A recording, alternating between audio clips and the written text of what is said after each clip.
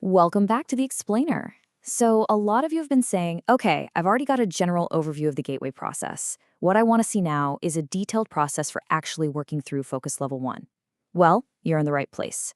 Today, we're diving deep into the fascinating intersection of military intelligence, acoustic tech, and human potential, specifically unpacking the mechanics of Wave 3, remote viewing.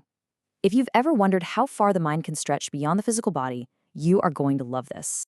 Let's start right at the source with this quote from Lieutenant Colonel Wayne McDonnell's 1983 CIA report.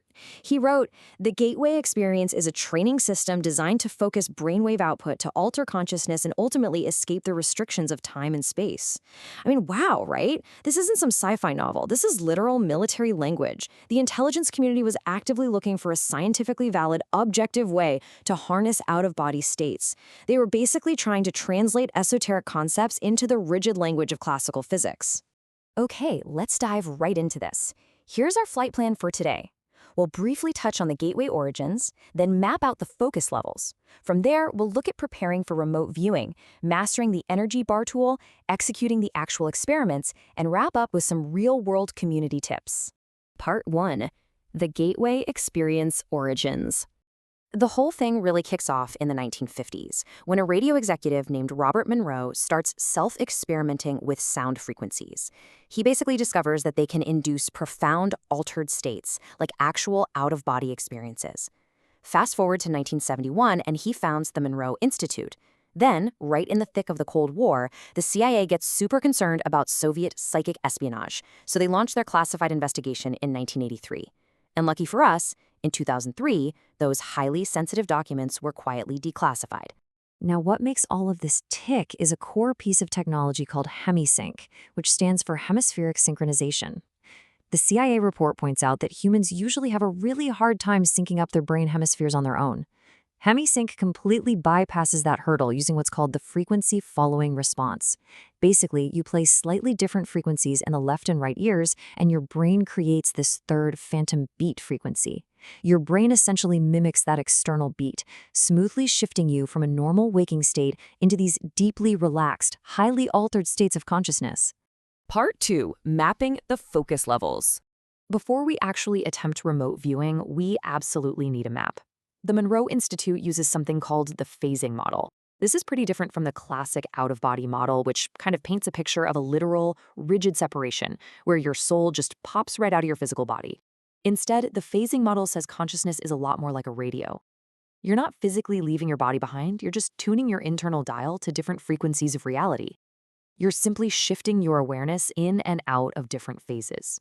And here is that map. This is exactly how we systematically work our way through and out of focus level 1. Focus 1 is your baseline, right? It's your normal, everyday waking consciousness, completely dominated by analytical, left brain beta waves. The entire goal of your initial gateway prep is to get out of focus 1. You use the audio tapes to drop down into focus 10, which is mind awake, body asleep, characterized by theta waves. Once you master that, you expand into focus 12, a state of expanded awareness way beyond physical limits. For our remote viewing experiments, focus 10 and 12 are our main operational zones. Later on, focus 15 and 21 take you even deeper into states of no time and act as a bridge to other realities. Part 3. Preparing for remote viewing. So how do we practically transition our brains out of focus 1? This is the audio induction phase, and you have to follow a very strict sequence. Think of it like a cognitive instruction manual. Step 1 is the energy conversion box. You literally visualize a heavy, impenetrable box, and you mentally lock away all your physical worries, anxieties, maybe even your grocery list, right inside it. Step 2 is resonant tuning.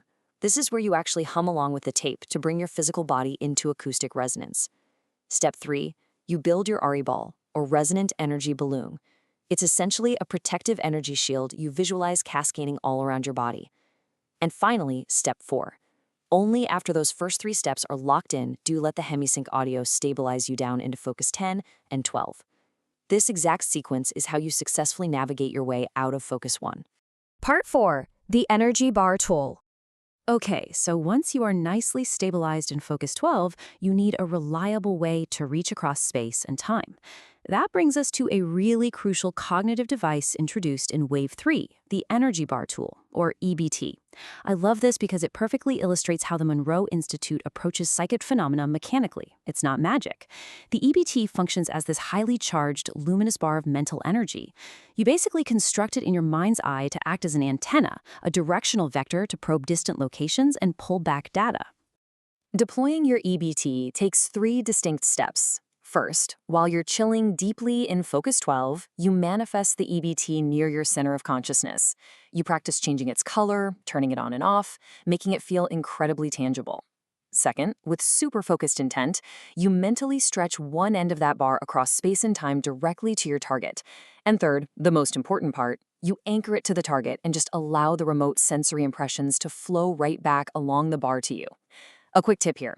You aren't trying to force your physical eyes to see a crystal clear image. Instead, you're transducing raw informational energy into sudden intuitive comprehensions.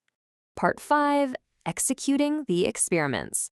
All right, your mind is prepped, your tool is deployed, and now it's time for the actual practical experiments from the Wave 3 Freedom Track. Now, the protocol requires you to work with a distant associate. In Experiment 1, you have them place a 6-digit number inside a white envelope on a cleared surface that you are already very familiar with.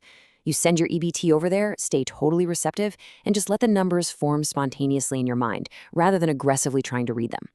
Experiment 2 gets a bit more tactile. They hide a white cotton ball, and you scan the area for its tactile softness and spatial layout.